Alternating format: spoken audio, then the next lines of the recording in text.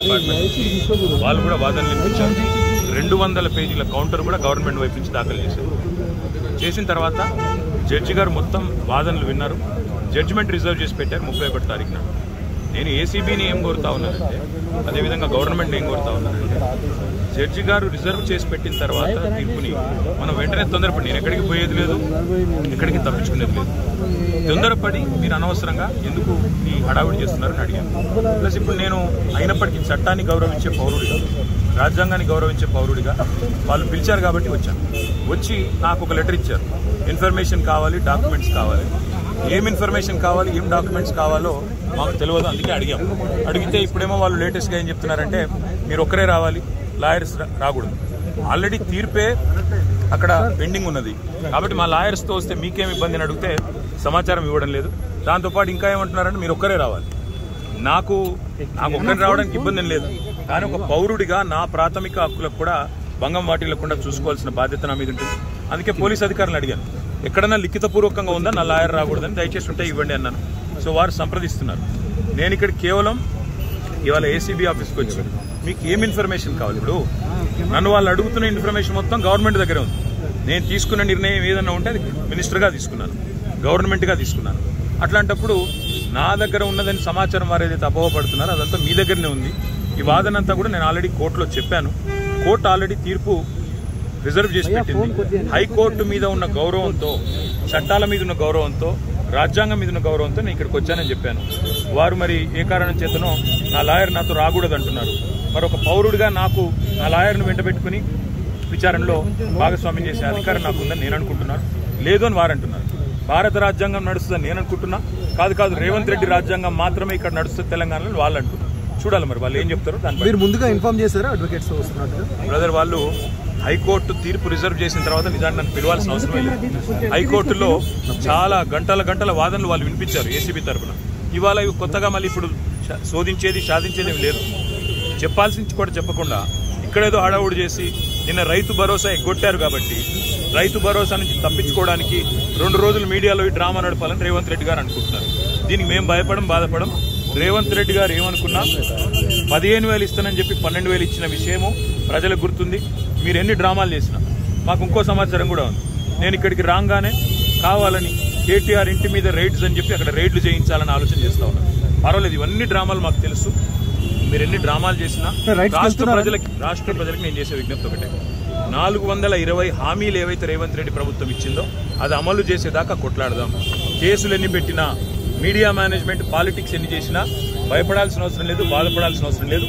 వాళ్ళు ఎన్ని రైడ్స్ చేసుకున్నా, ఎన్ని డ్రామాలు చేసినా సరిపోతుంది. నా లాయర్లు ఉంటే వాళ్ళకి వచ్చిన ఇబ్బంది ఏంటంటే, నాతో పాటు లాయర్లు ఉంటే నా రైట్స్ ప్రొటెక్ట్ చేయబడతాయి. ఇక్కడ మా పట్నం నరేందర్ రెడ్డి గారిని అరెస్ట్ చేసినప్పుడు ఆయన ఇవ్వని స్టేట్మెంట్ ఇచ్చినట్టుగా పోలీసులు తప్పుడు వార్తలు రాసి మీడియాకి లీక్ చేశారు.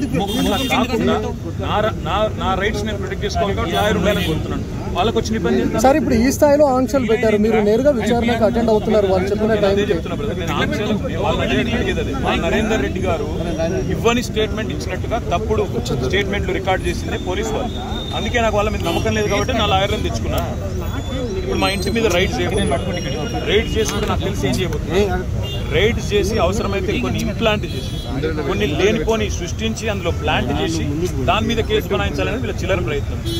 నేను చిట్టినాయుడు గారికి చెప్పేది ఒకటే, ఇవన్నీ డ్రామాలు చేసినా, ఎన్ని కథలు పడ్డా, ఎన్ని అక్రమ కేసులు పెట్టినా, నువ్వు రైతు భరోసా ఎగ్గొట్టింది ప్రజలకు తెలుసు, నువ్వు మాట తప్పింది తెలుసు, 420 హామీలు ఎత్తగొట్టింది ప్రజలకు అర్థమైంది. నువ్వెన్నీ చేసుకున్నా తప్పకుండా నేను వదిలిపెట్టాం. ప్రజాక్షేత్రంలో తప్పకుండా మా హక్కుల కోసం కొట్లాడు. ఇవాళ నేను అడిగేది ఏంటంటే, మొన్న నరేందర్ రెడ్డికి జరిగింది, ఇవాళ నాకు జరగదని గ్యారంటీ ఏంది? నరేందర్ రెడ్డి ఈయన స్టేట్మెంట్ ఇచ్చినట్టు, కన్ఫెషన్ ఇచ్చినట్టు, అనవసరంగా నా పేరు చెప్పినట్టు లేనిపోని పుకార్లు వీళ్ళే సృష్టించిన పోలీసులు మీడియాకు లీక్లు ఇచ్చారు. ఇలా నాకు కూడా అట్లే చేస్తారనేది నా డౌట్. రెండవది ఇవాళ నేను మళ్ళీ చెప్తున్నా, నేను ఇక్కడ రాగానే నా ఇంటి మీద రైడ్ చేయాలని చెప్పి వాళ్ళు ప్లాన్ చేసుకున్నారు. తప్పకుండా నా ఇంటి మీద రైడ్ చేస్తే కూడా అన్లయమని ఇరికిచ్చి రేవంత్ రెడ్డి గారు ఇచ్చిన 2 చిట్టీలు, అవసరమైతే ఇంకో 2 ఏమైనా సృష్టించి అని ఇరికిచ్చి కావాలని బదనాం చేయాలన్న చిల్లర ప్రయత్నం చేస్తున్నారు. నా హక్కుల కోసం తప్పకుండా నేను కొట్లాడతాను. న్యాయవాదుల సమక్షంలో ఎంక్వైరీ చేయాలని కోరుతున్నాను. తప్పే ఉంది. చాలా సేపటి నుంచి వెయిట్ చేస్తున్నారు, ఇంకెంతసేపు వెయిట్ చేస్తారు ఏమని చెప్తున్నారు? 5 నిమిషాలు చూసిన తర్వాత మరి పోలీసులు సహకరించకపోతే నా దారి నేను అంటే ఇప్పటివరకు అయితే ఏం చెప్పట్లేదు. పోలీసు వాళ్ళు మరి లిఖితపూర్వకంగా ఏం చేయట్లేదు, కానీ వాళ్ళు ఫోన్లు వాళ్ళు ఏదో మాట్లాడుతున్నారు పైకి. రేవంత్ రెడ్డికి మాట్లాడుతున్నారో మరి ఇంకా డీజీపీకి మాట్లాడుతున్నారో ఎవరికి మాట్లాడుతున్నారో తెలియదు.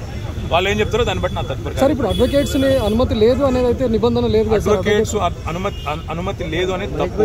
మొన్న పట్నం నరేందర్ రెడ్డి మీద ఏ కుట్ర అయితే వీళ్ళు చేసిండ్రో, ఆయన ఈయని స్టేట్మెంట్ ఇచ్చినట్టు పోలీసు వాళ్ళు ఏదైతే దొంగ స్టేట్మెంట్ సృష్టించి ఆయనను నన్ను బద్నాం చేసే ప్రయత్నం చేసిండ్రో అది జరగకూడదన్నదే నా తాపత్రయం. అందుకే లాయర్ ఉండాలని నేను కోరుతున్నాను. లాయర్ ఉంటే వాళ్ళకి అభ్యంతరం ఏందో నాకు అర్థమైతే లేదు. ఏమైనా కానూను ఉందా చూపెట్టు, కాగితం చూపెట్టు, కాగితం చూపెట్టు. సార్ మీరు క్వశ్చన్ చేస్తే ఏం చెప్తున్నారు సార్? అడ్వకేట్స్ తీసుకొని వెళ్తాను కానీ మా ఇష్టం. ఇది ఇక్కడ భారత రాజ్యాంగం లేదు, అంబేద్కర్ రాసిన రాజ్యాంగం లేదు, అనుమల రేవంత్ రెడ్డి రాసిన రాజ్యాంగం ఉంది. మా ఇష్టం, మా జాగిర్ అంటారు. ఏం చేయాలి సార్? ఉద్దేశపూర్వకంగానే మిమ్మల్ని ఇక్కడ డైవర్ట్ చేసి ఇంటి వైపు రైడ్కి వెళ్ళారు. ఇంటి మీద ఇప్పుడు రైడ్కి వెళ్ళడానికి ప్రయత్నం చేస్తున్నారు. వాళ్ళు రైడ్ చేసి కూడా మన ప్లాంట్ చేస్తారనేది నా అనుమానము. తప్పకుండా చట్టపరంగా న్యాయపరంగానే వారు లేదు. ఆల్రెడీ తీర్పు రిజర్వ్ అయ్యి ఉంది. అయినా ఈ డ్రామా చేయాల్సిన అవసరం ఏముందో పోలీసులకి తెలుసు. ఈవెన్ ఫామ్ హౌస్ కేసులో కూడా ఇంటి దగ్గరకు వచ్చి ఎలాంటి అనుమతులు లేకుండా దగ్గరికి వచ్చి డ్రామా చేసి అక్కడ ప్లాంట్ చేసి రేవంత్ రెడ్డి ఇచ్చిన కొన్ని ఆడ పత్రాలు పెట్టి లేదా ఇంకోటి పెట్టి కేసులు పెట్టి ఇరికేయాలనేది వాళ్ళ తాపత్రయం. అన్నింటినీ కూడా న్యాయపరంగా ఎదుర్కొంటాం.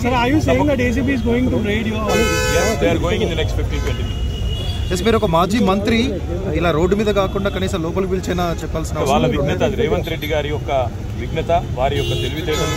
నేను సహకరించడానికి ఇక్కడికి వస్తే నన్ను కనీసం లాయర్ కావాలని కోరేందుకు కారణం ఒకటే. మొన్ననే పట్నం నరేందర్ రెడ్డి విషయంలో వీళ్ళు చేసిన కుట్ర, రేవంత్ రెడ్డి డైరెక్షన్ ప్రకారం పట్నం నరేందర్ రెడ్డి మీద ఇవ్వని స్టేట్మెంట్ ఇచ్చినట్టు అభూత కల్పనలు సృష్టించి, ఊహాజనితమైన వార్తలు సృష్టించి బదనాం చేసే ప్రయత్నం చేసి ఆయన కన్ఫెషన్ ఇచ్చిండు, కేటీఆర్ను ఏం చేసిండని లేనిపోని కథ చేసిండు. మళ్ళీ మాకు అట్లా జరగకూడదు అనేది నా థాట్. Thank you.